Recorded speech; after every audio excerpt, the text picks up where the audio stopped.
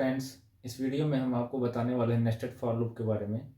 Video start करने से पहले हमारी एक रिक्वेस्ट है कि अगर आप हमारे चैनल पर नए हैं तो चैनल को सब्सक्राइब करें और बेल आइकन को प्रेस करना ना भूलें। तो चलिए वीडियो को स्टार्ट करते हैं। जैसा कि हमने आपको बताया कि इस वीडियो में हम बताने वाले हैं आपको किसके बारे में, नेस्टेड फॉर लूप के बारे में। नेस्टेड फॉर लूप का मतलब होता है फॉर लूप के अंदर for loop. Nested for loop का मतलब होता है फॉर लूप के इनसाइड में फॉर लूप होता है। देखें कैसे। सिंटेक्स, सबसे पहले क्या लिखते हैं, फॉर इनिशियल वैल्यू, फिर क्या लिखते हैं, सेमी कॉलन के बाद क्या होता है, कंडीशन, फिर होता है इंक्रीमेंट और डिक्रीमेंट, फिर कर्ली ब्रेस, इसके अंदर भी फॉर लूप होगा, इनिशियल वैल्यू, फिर कंडीशन, फिर से आपका होता है इंक्रीमेंट और डिक्रीमेंट। और इस फॉर लूप के अंदर क्या होंगे, स्टेटमेंट। ये आपका हो गया स्टेटमेंट 1, स्टेटमेंट 2, ऐसे बहुत सारे स्टेटमेंट हो सकते हैं। ठीक है, ये हो गए इनर फॉर लूप की बॉडी, ये हो गई आपकी आउटर फॉर लूप की बॉडी। ठीक है, जो फॉर लूप के इनसाइड में फॉर लूप होता है उसे इनर लूप कहा जाता है, और जो आउटसाइड में होता है उसे आउटर लूप कहा जाता है। ठीक है, या आउटसाइडर लूप, आप ऐसा भी कह सकते हो। अब देखिए वर्क कैसे करता है। शुरुआत कहाँ से होगी, इनिशियल वैल्यू से। इनिशियल वैल्यू के बाद फिर कहाँ जाते हैं, कंडीशन पे। कंडीशन को टेस्ट करते हैं। कंडीशन अगर ट्रू होगी तो ये जो आउटर फॉर लूप की बॉडी है इसके अंदर हम एंट्री करेंगे। यहाँ पे आएंगे, इस इनिशियल वैल्यू को लेंगे, इनिशियल वैल्यू लेने के बाद फिर यहाँ पे इस कंडीशन पे आएंगे। अगर ये कंडीशन ट्रू होगी, जैसा कि ये कंडीशन हुई थी, तो ये कंडीशन ट्रू हुआ तो यहाँ पे आए, फिर इस यहाँ से फिर कहाँ जाएंगे, इस कंडीशन पे। अगर ये कंडीशन भी ट्रू होगी तो इस बार इनर फॉर लूप की बॉडी के अंदर आएंगे, जो कि यहाँ से यहाँ तक का है। तो अगर ये कंडीशन भी ट्रू होती है तो जैसा कि मैंने बताया कि इनर फॉर लूप की बॉडी के अंदर आएंगे, स्टेटमेंट 1 स्टेटमेंट 2 को एग्जीक्यूट करेंगे। इसके बाद कहाँ जाएंगे, इंक्रीमेंट डिक्रीमेंट पे। इंक्रीमेंट डिक्रीमेंट पे जाने के बाद फिर कहाँ जाएंगे, फिर से कंडीशन पे आएंगे। इस कंडीशन पे ध्यान रहे, अभी हम आउटर लूप पे नहीं जाएंगे। आउटर लूप पे तभी हम जा सकते हैं जब इनर लूप की कंडीशन होगी फॉल्स।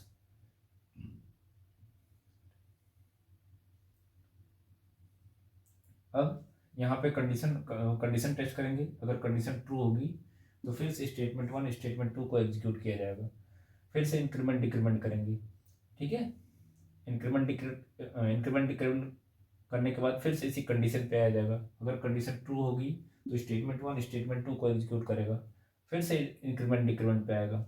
इस बार हम मान लेते हैं कि ये कंडीशन होगी फॉल्स। तो जब इस इनर लूप की कंडीशन फॉल्स होगी तो इनर लूप की बॉडी से बाहर। ध्यान दीजिएगा, जब इसकी कंडीशन फॉल्स होगी तो इनर लूप की बॉडी से बाहर। आप देख सकते हो मैंने कंट्रोल को इधर से निकाला है। फिर से कहाँ पे जाएगा, आउटर लूप के इंक्रीमेंट डिक्रीमेंट पे। उसके बाद फिर यहाँ से कहाँ जाएगा, यहाँ से इसकी कंडीशन पे जाएगा। इस कंडीशन को फिर से टेस्ट करेंगे। अगर कंडीशन ट्रू होगी तो फिर से इनिशियल वैल्यू ले लेगा, इस बॉडी के अंदर आएगा और फिर से यहाँ पे आ जाएगा। ध्यान दीजिएगा। ठीक है, इस इनिशियल वैल्यू को इनिशियलाइज करने के बाद फिर यहाँ कंडीशन पे आएगा। अगर फिर से कंडीशन ट्रू हो गई तो स्टेटमेंट 1 स्टेटमेंट 2 को एग्जीक्यूट करेगा। फिर से इंक्रीमेंट डिक्रीमेंट पे जाएगा, यहाँ से फिर से इस कंडीशन पे आएगा। यहाँ से आप देख सकते हो, यहाँ से फिर से इस कंडीशन पे आएगा। फिर से अगर कंडीशन ट्रू हो गई तो स्टेटमेंट 1 स्टेटमेंट 2 को एग्जीक्यूट करेगा। फिर से इंक्रीमेंट डिक्रीमेंट पे आएगा, फिर से इस कंडीशन को टेस्ट करेगा। अगर कंडीशन इस बार फॉल्स होती है तो आउटर लूप की बॉडी से, सॉरी इनर लूप की बॉडी से फिर से बाहर। कहाँ पे जाएंगे, आउटर लूप पे। जब जब इनर लूप की कंडीशन फॉल्स होगी हम इनर लूप की बॉडी से बाहर निकल के कहाँ जाएंगे, आउटर लूप पे।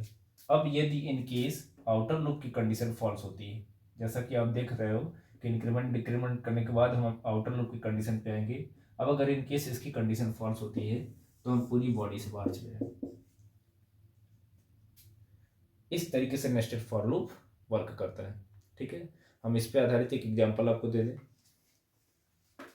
इसको आप राइट डाउन कर लीजिएगा। क्योंकि सिंटैक्स समझना बहुत ज़रूरी है। अगर सिंटैक्स का आपको लिखने नहीं आता है तो फिर आपको कॉन्सेप्ट समझ में नहीं आएगा।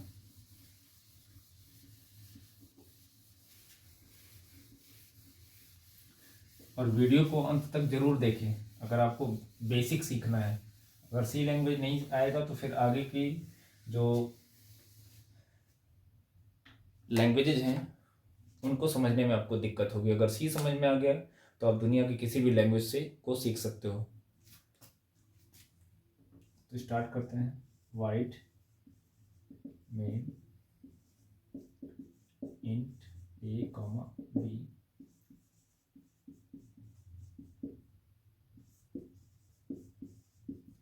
Is equal to 1 a less or equal to 2 a plus plus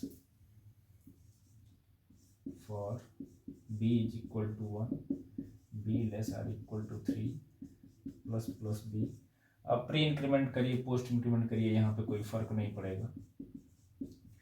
printf mod d, मैं दोनों की वैल्यू प्रिंट कराऊंगा। बीच में स्लैश टी का मतलब एक टैब होता है, सिंगल टैब बराबर होता है 4 स्पेस के। तो mod d फिर स्लैश एन का मतलब एक बार जब वैल्यू प्रिंट कर दे तो अगली वाली जो वैल्यू है वो न्यू लाइन पे आए। डबल कोट्स क्लोज करते हैं। किसकी वैल्यू प्रिंट करा रहे हैं? ए और बी की। फिर गेट सी एच फाइनली। ठीक है, देखिए शुरुआत कहाँ से करेंगे? यहाँ से। वैसे तो हमारा प्रोग्राम कहाँ से स्टार्ट होता है? एग्जीक्यूशन, हमारे प्रोग्राम का एग्जीक्यूशन कहाँ स्टार्ट होता है? मेन से। ठीक है, ये हम पिछले वीडियो में भी हम बता चुके हैं। अब हम क्या करेंगे, यहाँ से इनिशियल वैल्यू के बाद हम कहाँ आएंगे? इस कंडीशन पे आएंगे। अगर ये कंडीशन ट्रू होगी तो फिर मैं यहाँ पे आएंगे, मतलब आउटर लूप की बॉडी के अंदर एंट्री कर जाएंगे। कब? जब ये कंडीशन ट्रू होगी। अब यहाँ से फिर कहाँ जाएंगे? इस कंडीशन पे आएंगे, चेक करेंगे 1 is less or equal to 3 के, कंडीशन होगी ट्रू। जब कंडीशन ट्रू होगी तो प्रिंट करेगा ए और बी की वैल्यू। ध्यान से देखिए, ए की वैल्यू इसकी जगह पे, बी की वैल्यू इसकी जगह पे। बीच में स्लैश टी का मतलब एक टैब है, और एक टैब का मतलब 4 स्पेस के इक्वल होता है।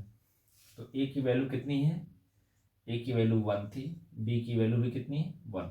तो इस तरीके से बीच में स्पेस देके प्रिंट कर देगा। अब देखिए ध्यान से, जब ये कंडीशन ट्रू हुआ तो ये प्रिंट इनर फॉर लूप की बॉडी के अंदर आया और उसके अंदर सिर्फ एक स्टेटमेंट लिखा गया, यानी ये प्रिंटफ इसको एग्जीक्यूट करेगा। इसको एग्जीक्यूट करने के बाद फिर यहीं से वापस चला जाएगा, बी की वैल्यू बढ़ाएगा। बी की वैल्यू कितनी हो जाएगी? 2। अच्छा, हम एक चीज़ और बता दें यहाँ पे, अगर फॉर लूप के लिए सिंगल स्टेटमेंट हो तो हम कर्ली ब्रेस लिखें या ना लिखें कोई फर्क नहीं पड़ेगा। कर्ली ब्रेस लिखते हैं तो भी ठीक है, लेकिन जब सिंगल स्टेटमेंट होगा तो, अगर एक से ज़्यादा स्टेटमेंट होंगे, मतलब इनर लूप के लिए एक से ज़्यादा स्टेटमेंट होंगे, तो उस समय ये मस्ट है कि हम कर्ली ब्रेस का यूज करें। और जब सिंगल स्टेटमेंट होगा, जैसा कि आप इस केस में देख सकते हो, तो उस केस में आप कर्ली ब्रेस लगाइए या ना लगाइए, हमारे प्रोग्राम पे कोई असर नहीं पड़ेगा। तो मैं हटा ही देता हूँ। बी की वैल्यू कितनी होगी? 2 हो गई थी। 2 लेस आर इक्वल टू 3 की कंडीशन होगी ट्रू। फिर से प्रिंट करेगा। अब चूंकि स्लैश एन था तो कर्सर हमारा यहाँ पे आ गया होगा न्यू लाइन पे।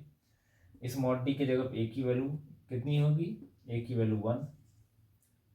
इस मॉड डी की जगह बी की वैल्यू कितनी है? 2। फिर से जाएंगे, बी की वैल्यू बढ़ाएंगे, कितना होगी? 3 लेस आर इक्वल टू 3 की कंडीशन होगी ट्रू। प्रिंट करेगा ए और बी की वैल्यू। ए की वैल्यू 1, बी की वैल्यू कितनी? 3। फिर से बी की वैल्यू बढ़ाएंगे, कितना हो जाएगा? 4। जैसे 4 होगा ये कंडीशन होगी फॉल्स। क्यों? क्योंकि 4 ना ही 3 से लेस है ना ही इक्वल है। जब इसकी कंडीशन फॉल्स होगी तो होगा क्या? इस प्रिंटफ को छोड़ के चला जाएगा कहाँ पे? इस आउटर लूप पे। अगर ये होता तब भी बाहर जाता। ठीक है, तो मैं इसको हटा दिया हूँ। अब यहाँ पे जाएगा, ए की वैल्यू बढ़ाएगा यहाँ से, फिर आउटर लूप पे चला गया था, ए की वैल्यू बढ़ाया, कितना हो गया? 2। अब यहाँ पे आके चेक करेंगे, 2 लेस आर इक्वल टू 2 के, क्या 2 से लेस आर इक्वल है? तो लेस तो नहीं है लेकिन इक्वल है, तो कंडीशन ट्रू होगी। तो फिर से यहाँ पे आएगा, बी की वैल्यू कितना ले लेगा? 1 is less or equal to 3 के, कंडीशन होगी ट्रू। तो प्रिंट करेगा ए और बी की वैल्यू। ए की वैल्यू कितनी है? 2। बी की वैल्यू कितनी है? 1। ठीक है, फिर से बी की वैल्यू बढ़ाते हैं, कितना हो गया 2, 2 लेस आर इक्वल टू 3 के, कंडीशन होगी ट्रू, ट्रू होगी तो क्या होगा, प्रिंट करेगा ए और बी की वैल्यू, ए की वैल्यू कितनी है 2, बी की वैल्यू कितनी है 2, ठीक है। फिर इस फॉर के लिए सिंगल लाइन स्टेटमेंट है, इसी को एग्जीक्यूट करके फिर से इंक्रीमेंट डिक्रीमेंट पे चला जाएगा, इंक्रीमेंट करेगा कितना हो जाएगा 3, 3 लेस आर इक्वल टू 3 के, कंडीशन होगी ट्रू, तो फिर से प्रिंट अप एग्जीक्यूट करेगा तो प्रिंट करेगा 2 और 3, फिर से बी की वैल्यू बढ़ाया, कितना हो गया 4, अब 4 ना ही 3 से लेस है ना ही इक्वल है, कंडीशन होगी फॉल्स, कंडीशन फॉल्स होगी, फिर से इसके प्रिंटअप को छोड़ के फिर से ए पे आएगा, ए की वैल्यू इंक्रीमेंट करेगा, ए की वैल्यू इंक्रीमेंट करेगा, इंक्रीमेंट करने के बाद फिर कंडीशन पे आएगा, कंडीशन अगर सॉरी यहाँ पे कंडीशन क्या होगी फॉल्स, क्योंकि 3 ना ही 2 से लेस है ना ही इक्वल है, कंडीशन फॉल्स होगी तो पूरी बॉडी से बाहर, ठीक है। उसके बाद गेट सीएच को एग्जीक्यूट करेगा, प्रोग्राम का एग्जीक्यूशन फिनिश हो जाएगा, ठीक है। तो इस तरीके से आप देख सकते हो। अच्छा, इस टाइप का क्वेश्चन आउटपुट में भी पूछा जाता है, ऐसा कोड लिख देगा और आपको आपसे आउटपुट पूछ लेगा कि इसका आउटपुट बताइए, और आउटपुट आप तभी बता सकते हो जब आपको नेस्टेड फॉर लूप का कॉन्सेप्ट पता होगा, उसकी ट्रेसिंग आपको पता होगी, तभी आप आउटपुट बता सकते हो, ठीक है। तो आप देख सकते हो इसका आउटपुट आया है कितना 1 1 1 2 1 3 2 1 2 2 और 2 3। तो इस वीडियो में इतना ही। Thank you for watching my this video.